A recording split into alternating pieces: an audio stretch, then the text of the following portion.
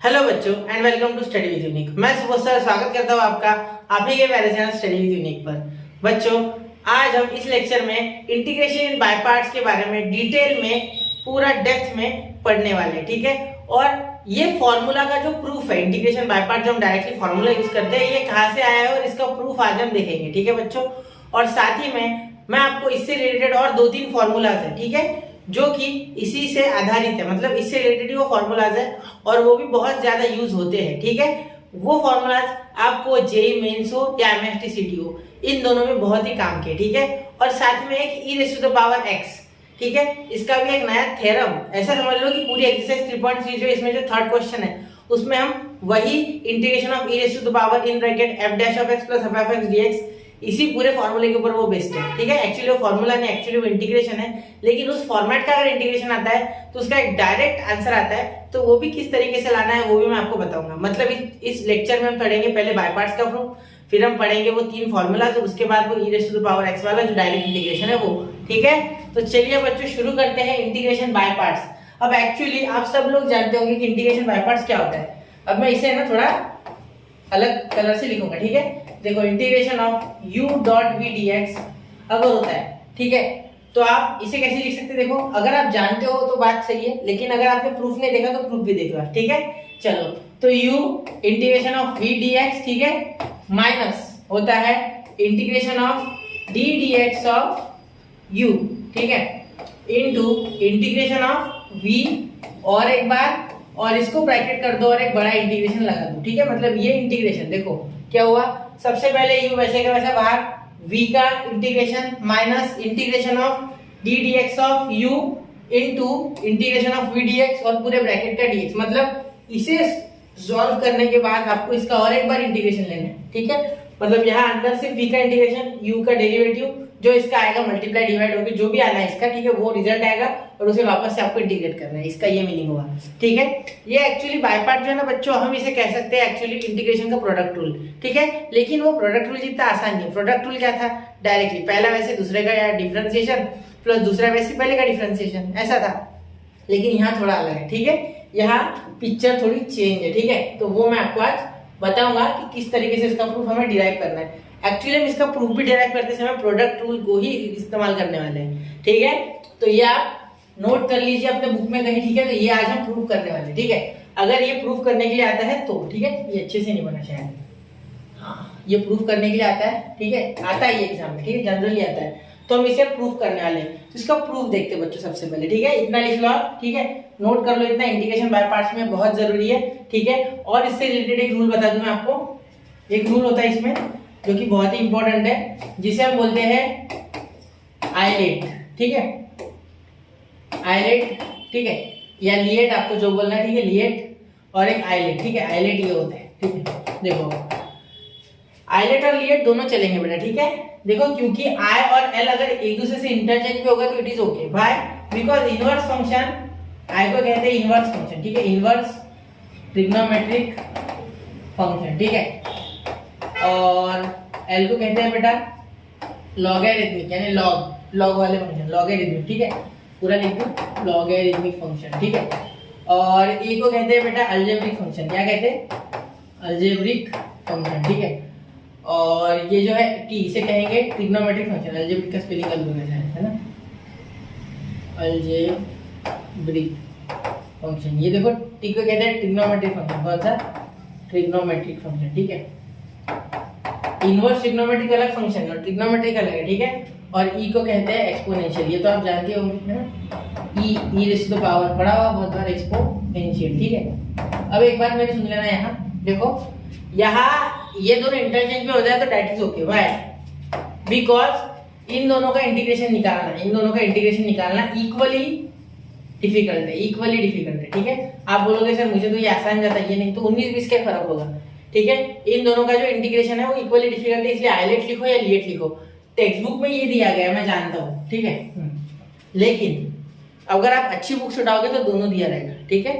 मतलब text book को छोड़ के बाकी कोई बुक उठाओगे तो आपको ये मिलेगा, ठीक है। इसलिए मैं आपको पहले बता दूं, वरना आप कंफ्यूज ना हो जाओ कि ये, क्योंकि एमएसटी सीटी वगैरह में आप दूसरी बुक्स भी रेफर करते हो, तो इसलिए बता रहा हूँ मैं, ठीक है। चलो तो ये इक्वली डिफिकल्ट होता है दोनों का, इसलिए एल की जगह है और आई की जगह है, इट इज ओके, ठीक है। समझ गए? ये फिर तो इसका यूज क्या है ना, एक्चुअली इसका यूज क्या मैंने बता तो दिया। तो देखो सपोज आपको एक इंटीग्रेशन दिया गया है sin x into x square D x, ऐसा इंटीग्रेशन बोला गया, ठीक है। तो सबसे पहले ये x यानी हो गया बेटा अलजेब्रिक फंक्शन a, ठीक है, ये हो गया ट्रिग्नोमेट्रिक यानी t। तो यहाँ देखो एल आई ए टी में कौन पहले आ रहा है, a पहले आ रहा है, t बाद में आ रहा है। तो a को पहले लिखो, ठीक है, उसके बाद लिखो t को, ठीक है। तो जब ये ऐसे अरेंज हो जाएगा उसके बाद ही आप इसे लगा सकते हैं बाय पार्ट्स, मतलब now it is valid for by part, now it is valid to apply by part, to apply by part. अब ये सही है, ठीक है, टू अप्लाई बाय पार्ट्स, वरना पहले बाय पार्ट्स लगाने के लायक नहीं था। अब हमें उसे कन्वर्ट करना होगा, उसके बाद ही उसमें बाय पार्ट्स लगेगा, ठीक है, लिएट के हिसाब से, ठीक है। ऐसे कोई भी फंक्शन आ सकता है। सपोज और एक देखते, देखो integration of e raise to the power x और यहाँ सपोज रहा sine inverse of x dx। तो इसे कैसे कन्वर्ट करेंगे, देखो integration of sine inverse of x पहले ले लो, ठीक है, और e raise to the power x पीछे ले लो। क्यों? क्योंकि पहले आता है i, उसके बाद आता है लास्ट में e, ठीक है। तो ऐसे इसे कन्वर्ट करना है, उसी के बाद इसमें बाय पार्ट्स लगाया जा सकता है, इंटीग्रेशन बाय पार्ट्स किया जा सकता है, ठीक है। अब ये कैसे बना, तो जब साइंटिस्ट ने ये सब स्टडी किया बेटा, तब जो इंटीग्रेशन था वो इन फंक्शंस का कंपैरेटिवली डिफिकल्ट था, एल आई का और ए का और टी का देन ई, इसीलिए ई सबसे पीछे, ठीक है। ई से मुश्किल था टी का, टी से मुश्किल था ए का, ए से मुश्किल था आई का, और आई और एल का तो वैसे सेम मुश्किल है, लेकिन आप बोल सकते हैं आई से मुश्किल था एल का, या इसके हिसाब से हो जाएगा एल से मुश्किल था आई का। तो ये दोनों एक दूसरे में इंटरचेंज में होते चलेंगे, ठीक है, लेकिन ये याद रखना, ठीक है।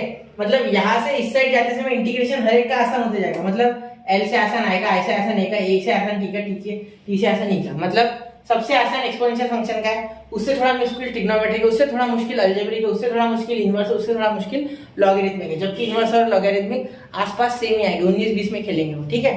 चलो समझ गए? आपको उम्मीद है मुझे कि आपको इतना तो समझ ही गया होगा, ठीक है।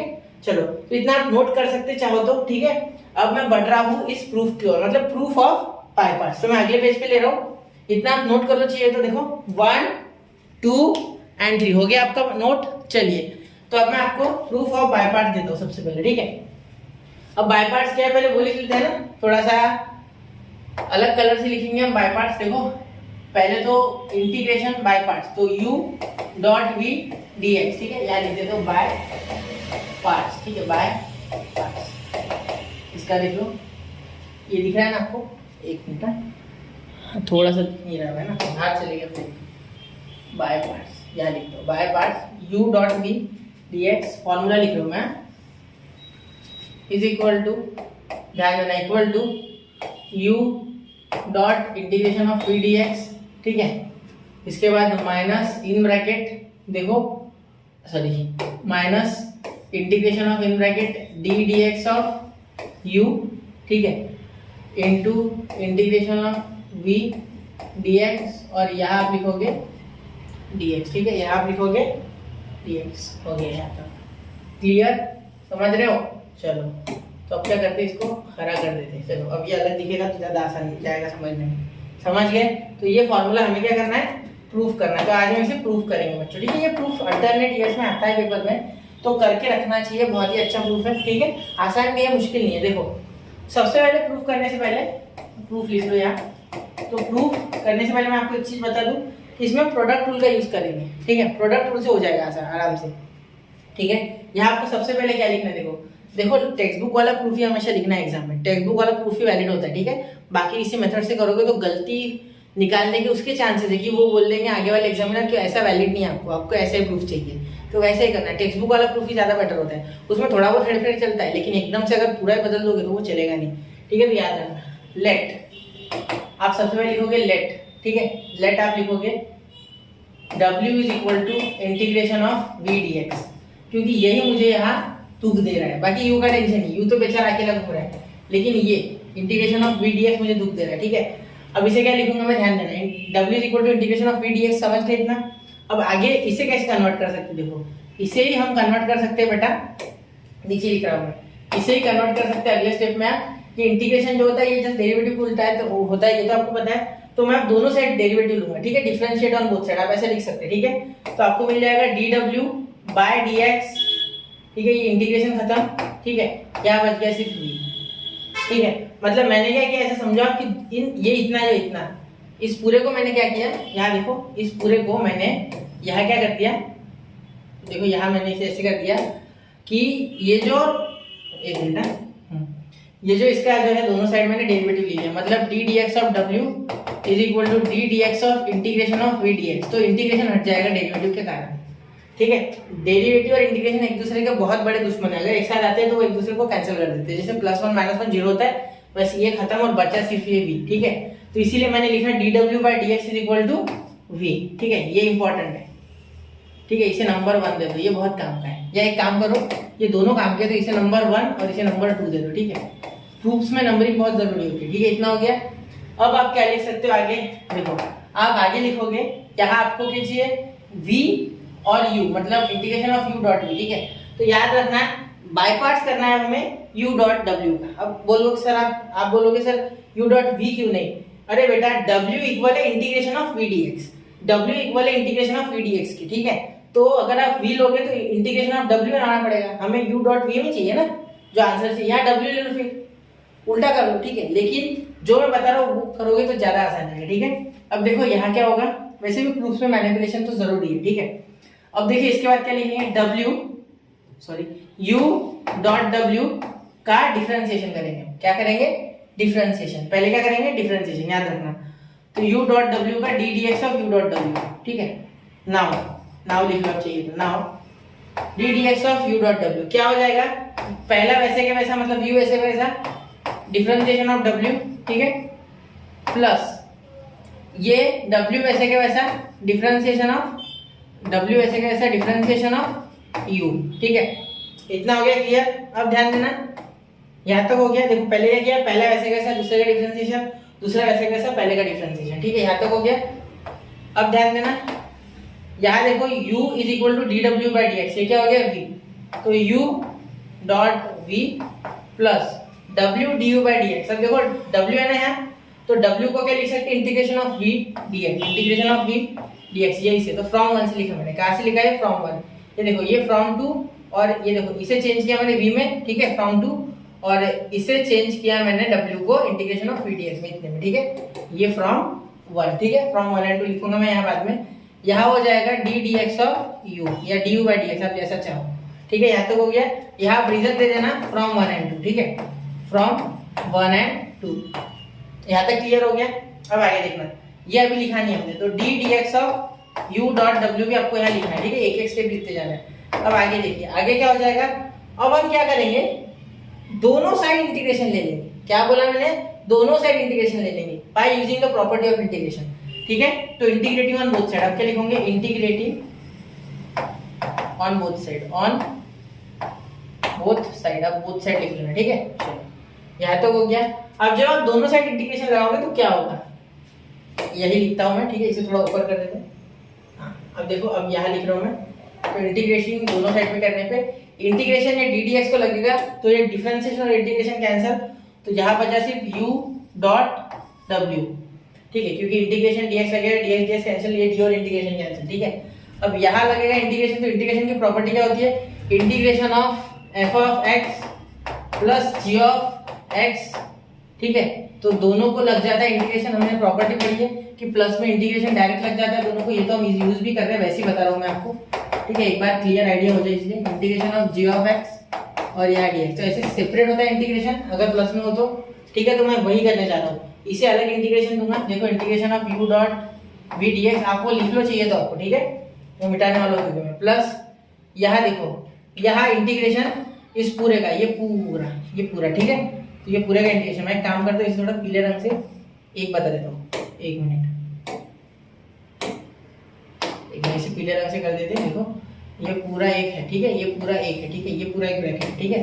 इसलिए मैंने पीले से बताया आपको कि ये ब्रैकेट है, ठीक है, दिख रहा है ना, उसमें दिख रहा होगा शायद। अब देखो यहाँ क्या लिख सकते हैं, इंटीग्रेशन ऑफ, ये पूरा ब्रैकेट ले लो, ये D u by d x आगे निकालो, क्योंकि यहाँ देखो D u by d x आगे, तो D d x of u, ठीक है, इनटू, ये मल्टीप्लाई है ना दोनों, वैसे भी मल्टीप्लाई में ना, कोई साइन नहीं है तो बीच में, तो यहाँ हो गया इंटीग्रेशन ऑफ v dx, और यहाँ इंटीग्रेशन लगाया ना, तो dx तो आना ही आना है, dx के बिना इंटीग्रेशन होता ही नहीं है, ठीक है।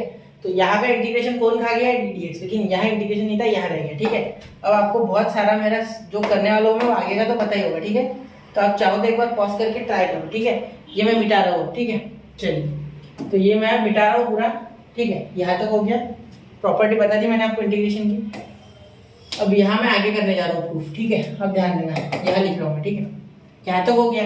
अब बहुत ही आसान है, देखो ये जो integration of u dot v d x है, इसको यही रहने दो। ठीक है, इसको यही रहने दो, ये आपके काम का है। ठीक है, इसे यही रहने दो। तो आप ये यही रखोगे तो ये पूरा टर्म इधर आएगा।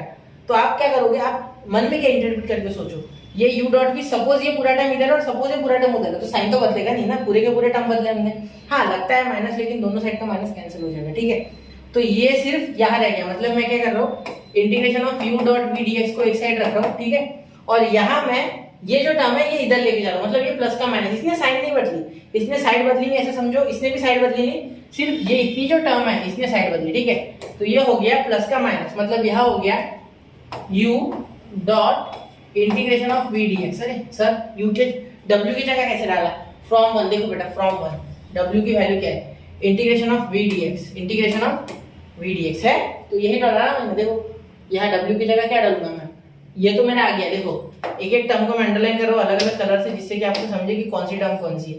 ये देखो ये टर्म। ठीक है, अब मैं बाकी भी रन करता हूँ, 1 मिनट पहले लिख लूँ। ठीक है, ये देखो ये टर्म ये है। ठीक है, और यहाँ हो गया प्लस, प्लस का इधर जाके माइनस, तो माइनस इंटीग्रेशन ऑफ, देखना d d x of u, ठीक है, into integration of v d x, और यहाँ हो गया पूरे ब्रैकेट का dx। बस समझ रहे हो, समझी मेरी बात, क्या है विषय, समझ गए पूरा, शायद आपको समझ गया होगा, वैसा मुझे लग रहा है। ठीक है, ये इंटीग्रेशन का थोड़ा जो ये साफ है, ये थोड़ा बड़ा कर देते हैं। चलो अब दिख रहा है। ठीक है, अब देखो, अब मैं वापस से बताना चाहूंगा, एक बार मैं अंडरलाइन करता हूँ कौन सी टर्म कौन सी है। 1 मिनट रुको। देखो ये टर्म जो है, ये जो मैं वॉयलेट से कर रहा हूँ कलर, ये वाली है। ठीक है, ये वाली टर्म। ठीक है, थोड़ा सा कंफ्यूजिंग लगता है स्टार्टिंग में, एक बार करोगे तो बहुत आसान हो जाएगा। ठीक है, यहाँ ब्लू से ये कलर, ये ब्लू, और ये टर्म यही है। ठीक है, क्योंकि मैंने क्या किया, W की value according to this put कर दी। ठीक है, तो क्या हो गया, आपका डायरेक्टली आंसर आ गया। ठीक है, तो देखिए यही तो चाहिए था हमें ना, शायद एक बार थोड़ा देखो पर यही तो आंसर चाहिए था हमें, है ना, यही आंसर चाहिए था हमें। क्या चाहिए था, integration of u dot v d x, देखो u dot v d x is equal to u dot integration of v d x, ठीक है, minus d d x of in bracket minus integration of in bracket d d x of u dot integration of v d x और बाहर D x. ठीक है, तो इसे आप बड़ा वाला इंटीग्रेशन भी बोल सकते हैं। ठीक है, मतलब इतना सॉल्व करके जो इंटीग्रेशन आएगा उसे आप बड़ा वाला इंटीग्रेशन भी बोल सकते हो। ठीक है, वो आपकी इच्छा है। ठीक है, समझ गए। चलो अब कोशिश है मेरी कि आपको समझ गया होगा। ठीक है, एक बार जरूर इसे रिवाइज करें बच्चों। ठीक है, बहुत बार एग्जाम्स में पूछा गया है, very very I M P. ठीक है, मेरी तरफ से लिख लो very very I M P, शायद इस साल आ जाए। ठीक है, तो थ्योरम्स कभी छोड़ना नहीं बेटा, जनरली आ जाते हैं। ठीक है, ये जो टर्म है ये मैंने यही रिपीट की, इसलिए मैंने इसे बॉक्स कर दिया। ठीक है, तो यहाँ भी हमें फ्रॉम वन लिखना चाहिए वैसे कायदे से। यहाँ मैं लिख रहा हूँ, देखो फ्रॉम वन, आप लिख लो ना फ्रॉम वन, मैंने F1 लिखा। ठीक है, तो इसे नोट कर लीजिए, 1 2 and 3 हो गया बच्चों नोट। चलिए, तो अब मैं बढ़ रहा हूँ हमारे फॉर्मूलाज की ओर, जो कि हम करने वाले। ठीक है, देखो यहाँ देखो फॉर्मूला, देखो फॉर्मूलाज कौन सी है। अब सबसे पहला देखिए, सबसे पहले 3 फॉर्मूले हम देखने वाले हैं। ठीक है, अब वो इंटीग्रेशन तो समझ गए आपको, इन फॉर्मूलाज का प्रूफ मैं आपको जब मैं थ्योरम की वीडियो बनाऊंगा, ठीक है, तब डाल दूंगा। फिलहाल अभी मैं क्या कर रहा हूँ, फिलहाल अभी मैं आपको फॉर्मूलाज बता रहा हूँ। ठीक है, उसका डायरेक्ट एप्लीकेशन बताऊंगा एक्सरसाइज में, और साथ ही में अभी मैं आपको फॉर्मूला किस तरीके से क्या है और किस तरीके से उसे याद रखना है, ट्रिक्स बताऊंगा याद करने की। ठीक है, तो चलिए, लेकिन इसके लिए आपको इंटीग्रल सम स्पेशल इंटीग्रल्स वाले जो 3.2b और 3.2c में फॉर्मूला यूज हुए हैं वो आपको आने चाहिए। ठीक है, शुरू करूं मैं। ठीक है, तो सबसे पहला फॉर्मूला जो है वो है बेटा integration of a square minus x square और वो भी अंडर रूट। ठीक है, मैं सीक्वेंस में नहीं लिख रहा हूँ, शायद पहला दूसरा कोई हो। ठीक है, दूसरा है integration of under root x square minus a square dx। ठीक है, और थर्ड वाला जो है बेटा वो है integration of under root a square plus x square भी लिख सकते हैं, या आप ऐसे भी लिख सकते हैं x square plus a square, दोनों चलेगा। ठीक है, ये भी चलेगा और ये भी चलेगा, क्योंकि दोनों में ही एडिशन आ रहे हैं, दोनों की। a square plus x square करो बेटा, या x square plus a square, क्या फर्क पड़ रहा है, है ना, दोनों तो एडिशन में है ना, तो कुछ होगा नहीं अलग। क्लियर? ठीक है, तो आप दोनों तरीके से इस फॉर्मूला को देख सकते हो, आपका नजरिए पे डिपेंड है वो सारा। ठीक है, देखो अब यहाँ क्या लिखोगे, इसके बाद आप लिखोगे यहाँ ए स्क्वायर माइनस एक्स स्क्वायर, है ना। अब हर फॉर्मूला को मैं कैसे याद करना है बता रहा हूँ, ठीक है, ध्यान से देखना। ठीक है, सबसे पहले आपको हर फॉर्मूले में लिख लेना है x/2, यहाँ भी लिखना है आपको x/2, यहाँ भी x/2। मतलब ऐसा फॉर्मूला लिखा तो x/2 तो फिक्स। क्या बोला मैंने, ऐसा फॉर्मूला लिखा अंडर रूट। इसमें और पिछले फॉर्मूला में फर्क क्या है, वो 1/, थे वो रेसिप्रोकल में थे। ठीक है, ये रेसिप्रोकल में नहीं है, ये डायरेक्टली ऐसे न्यूमरेटर में, वो डिनोमिनेटर में थे। इसके पहले फॉर्मूला जैसे थे 1/√a² minus x square, 1/√x² minus x square, ठीक है, या 1/√a² प्लस x स्क्वायर, ऐसे थे। या यहाँ x² प्लस x स्क्वायर भी लिख सकते हैं। ठीक है, वो 1/, में थे, ये 1/, में नहीं है, ये डायरेक्टली आपको न्यूमरेटर में मिल रहा है। ठीक है, कहाँ मिल रही है आपको, डायरेक्टली न्यूमरेटर में। ठीक है, तो देखो सबसे पहले x/2 और फॉर्मूला में लिखना है, उसके बाद जिसको इंटीग्रेट करना है उसी को लिखना है। ठीक है, इसको आप इंटीग्रेंड बोलते हो। ठीक है, ये यहाँ ये लिखोगे। ठीक है, तो ये सेम टू सेम यहाँ लिख दो, अंडर√a² माइनस x स्क्वायर, यहाँ लिखोगे अंडर√x² माइनस x स्क्वायर, और यहाँ लिखोगे अंडर√x² प्लस x स्क्वायर। अब मैं ऐसे क्यों बता रहा हूँ फॉर्मूला, पूरा एक क्यों नहीं लिख रहा हूँ, देखो कंपेयर करके आपको देखना है तो ज्यादा आसान रहेगा। ठीक है, चलो यहाँ तक हो गया, मैं आराम से बता रहा हूँ, चाहता हूँ 10 मिनट लग जाए लेकिन फॉर्मूले याद हो जाए। ठीक है, यहाँ देखो ये सेम टू सेम, यहाँ देखो ये सेम टू सेम, यहाँ देखो ये सेम टू सेम, लिख लिया। ठीक है, नोट करते चलो, आपको भी आसान जाएगा। ठीक है, अब देखिए बीच में हमेशा प्लस, बीच में हमेशा प्लस। ठीक है, चाहे फॉर्मूला माइनस वाला हो चाहे प्लस वाला हो, बीच में हमेशा प्लस। ठीक है, खत्म होते आ रहा है, आधा हो गया। यहाँ लिखोगे हमेशा a²/2, हमेशा लिखोगे a²/2, हमेशा लिखोगे a²/2, हो गया, हमेशा a²/2। ठीक है, मतलब इतना x/2 और a²/2 प्लस के बाद वाला ये तो सेम टू सेम ही है, सिर्फ बीच का ये जो है यहाँ का ये लिखना है, यहाँ का ये कॉपी, यहाँ का ये कॉपी। ठीक है, अब आपको ढूंढना है इसके अगर रेसिप्रोकल होता तो फॉर्मूला क्या होता, मतलब ये अगर ऐसे होता, देखो इसे अगर मैं ऐसे लिखूं 1/√a² माइनस x स्क्वायर, तो ये किसका formula, integration of 1/√a² minus x square dx। तो क्या होता है इसका आंसर, इसका आंसर आप बड़े आराम से दे दोगे, साइन इनवर्स ऑफ x/a, बिल्कुल साइन इनवर्स ऑफ x/a, ये लिख दोगे, आप बता दोगे मुझे साइन इनवर्स ऑफ x/a होता है। ठीक है, तो यही आपको यहाँ यूज करना है। ठीक है, इसीलिए मैंने बोला कि आपको सम स्पेशल इंटीग्रल्स वाले फॉर्मूले जो कि 3.2b 3.2c में यूज हुए हैं वो आने चाहिए। ठीक है, तो यहाँ आप लिखोगे सबसे पहले इसकी रेसिप्रोकल का formula sine inverse of x/a और यहाँ प्लस c, तो ये पहला तो आपका बन गया।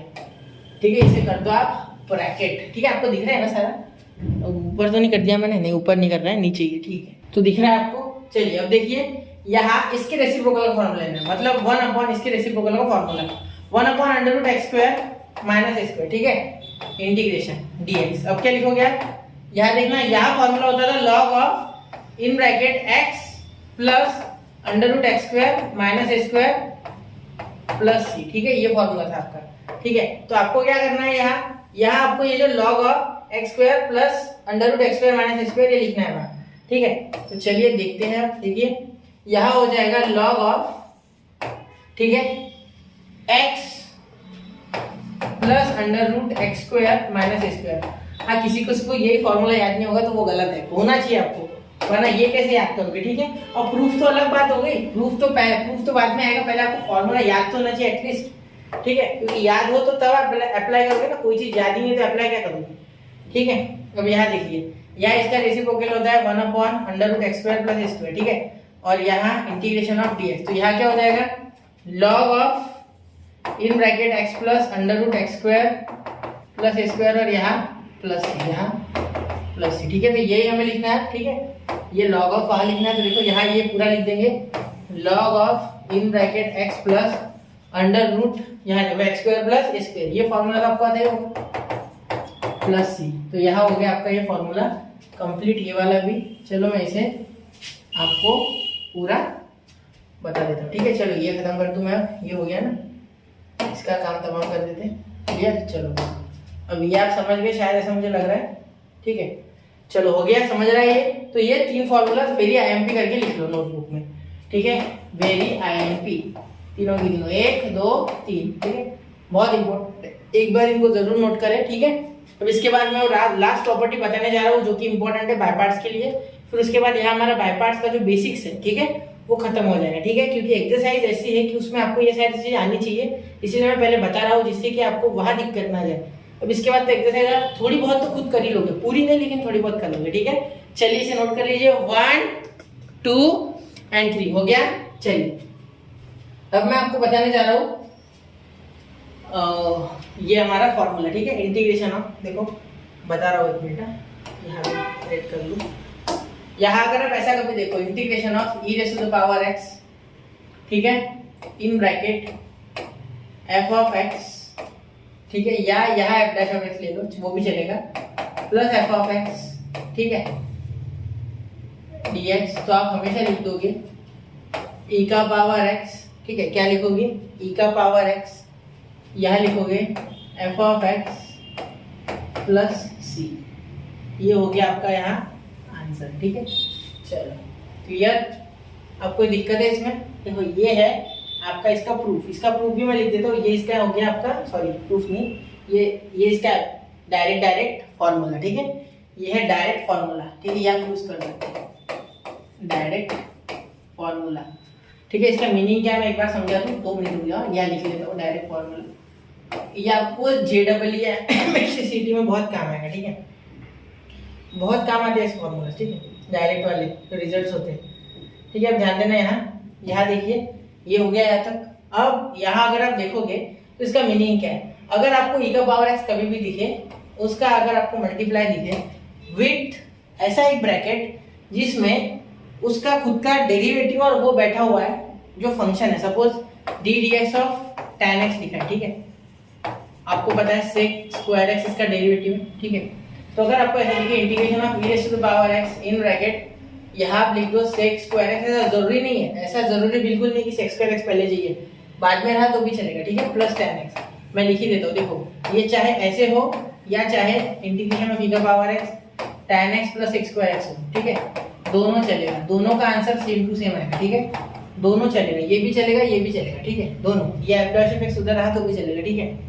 तो d dx of tan x sec square x है, तो ये तो आपको पता है, तो ये मैं हटा रहा हूँ। अब देखो इन दोनों का ही आंसर क्या आएगा, यहाँ मैं लिख रहा हूँ दोनों का ही आंसर आपका आ जाएगा, देखो दोनों का आंसर आपका आ जाएगा e का पावर x, ठीक है, आंसर लिख रहा हूँ डायरेक्टली आएगा। इन्हें अगर आप इंटीग्रेट करो इसे या फिर इसे, तो आपका दोनों का आंसर आएगा e का पावर x, और ये जो f ऑफ x है, ठीक है, क्योंकि tan x का डेरिवेटिव है sec स्क्वायर x, ये आपको पता है, tan x का डेरिवेटिव है sec स्क्वायर x, आपको पता है, ठीक है, अभी बताया मैंने। तो f डैश ऑफ x, तो यहाँ f डैश ऑफ x दिख रहा है या नहीं, यहाँ f ऑफ x दिख रहा है, इसका प्रूफ दूंगा मैं, रुको थोड़ा। f ऑफ x क्या है, tan x, तो यहाँ लिखो tan x। तो ये आपका यहाँ एक एग्जांपल मैंने आपको दे दिया, दिस इज एन एग्जांपल, ये एक एग्जांपल है, ठीक है। ऐसा आप यहाँ और एक एग्जांपल खुद के मन से ले सकते हो, जैसे कि आप ले लो, बता देता हूँ मैं। देखो यहाँ अगर ऐसा एक होता, i is equal to integration of e का पावर x, ये खुद से करके देखना, ये खुद से एक बार मैच करके देखना, इंटीग्रेशन ऑफ cos x, ठीक है, यहाँ हो जाएगा प्लस sin x और यहाँ हो जाएगा dx, ठीक है। तो इसे आप सॉल्व करके देखना, मजा आएगा, ठीक है। इसका भी आंसर देखो, sin x पॉजिटिव है इसलिए थोड़ा सा सोचना, एक्चुअली ये sin x का डेरिवेटिव cos x बैठा है, अगर ये माइनस sin x होता तो मैं बोलता cos x का डेरिवेटिव माइनस sin x बैठा है, क्लियर। चलिए यहाँ तक हो गया। अब कोशिश है मेरी कि आपको यहाँ तक समझ गया होगा, ठीक है, एक बार जरूर नोट कीजिए इतनी बातें, फिर मैं आपको इसका प्रूफ बताता हूँ। 1 2 एंड 3 तो कर दिया बच्चों नोट। चलिए अब चलते हैं इसके प्रूफ की ओर, ठीक है। इसका प्रूफ मैं आपको अगले पेज पे लिख के देता हूँ, ठीक है। सबसे पहले देखिए यहाँ हम लिख लेंगे जो कि हमारा ओरिजिनल फॉर्मूला है, ठीक है, क्या है, integration of e raise to the power x, ठीक है, यहाँ हो जाएगा आपका f डैश ऑफ x, यहाँ लिखिए या बाद में लिखिए कोई फर्क नहीं पड़ता है, f of x dx is equal to e raise to the power x f of x plus c, ठीक है, ये आपका आंसर है, ठीक है, यहाँ, ठीक है, इसमें ये आपका आंसर है। अब ध्यान से अगर आप देखोगे इसे, ठीक है, तो आपको क्या मिलेगा, ध्यान से देखो, यहाँ e raise to the power x f of x plus c, और यहाँ इस तरीके से, ठीक है। तो आप क्या करोगे, यहाँ पहले इसे स्प्लिट कर लो। इस प्रूफ को लिखने से पहले आपको क्या करना है, क्योंकि सबसे पहली बात जो आपको करनी है इसमें वो करना है कि इस e के पावर x को स्प्लिट कर लेना, मतलब इंटीग्रेशन ऑफ e का power x f dash of x, ठीक है, प्लस f ऑफ x, ठीक है, dx। यहाँ अगर आप ध्यान से देखोगे, ठीक है, तो आपको इससे यहाँ पहुंचना है, ये डायरेक्ट रिजल्ट है ना, जैसे कि हमने देखा है। तो यहाँ आप लिख सकते हैं i इक्वल टू यहाँ इंटीग्रेशन ऑफ e का power f dash of x, ठीक है, dx या dx लिख दो, प्लस इंटीग्रेशन ऑफ e का power x f of x dx, ऐसा हो गया। अब इस e का power f of x dx, e का पावर f ऑफ x को पुट करो, ठीक है। e का पावर f ऑफ x को अगर आप पुट करोगे, ठीक है, तो क्या मिलेगा आपको, देखो पुट e का power f of x, e का power x f of x, ठीक है,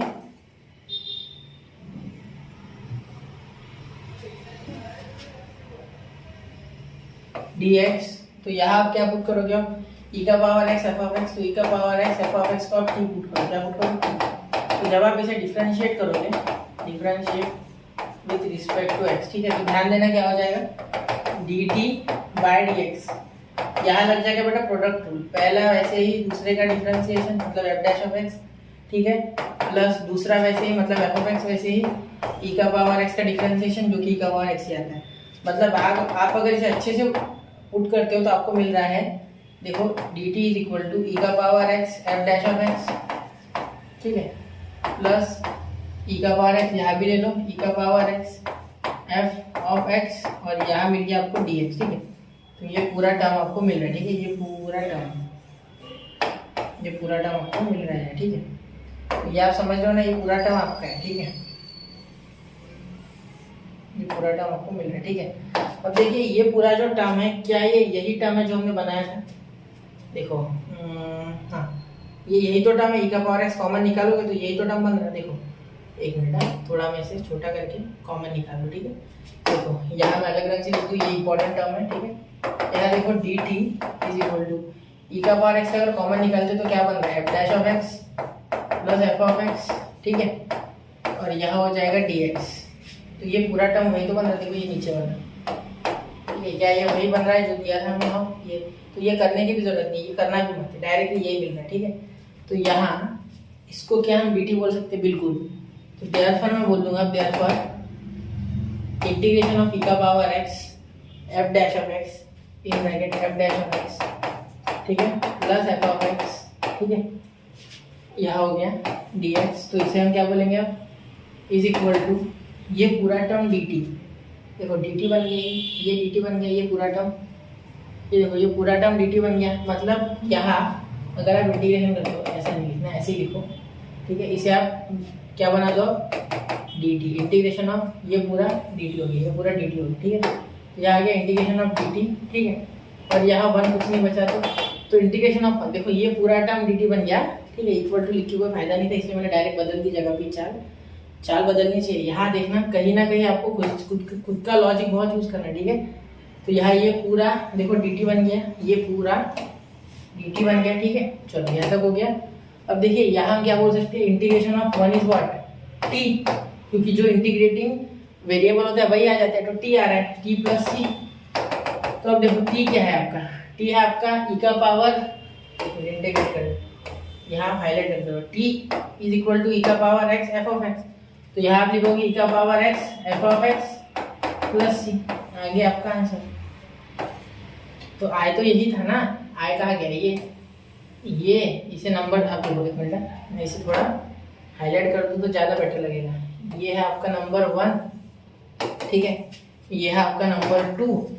तो फ्रॉम 1 and 2 आपका प्रूफ क्या हो गया, देखो ये और ये इक्वल है, क्योंकि इसी का तो बाय प्रोडक्ट ही है। तो इंटीग्रेशन ऑफ e का power x f dash of x plus f of x, ठीक है, और यहाँ dx, ठीक है।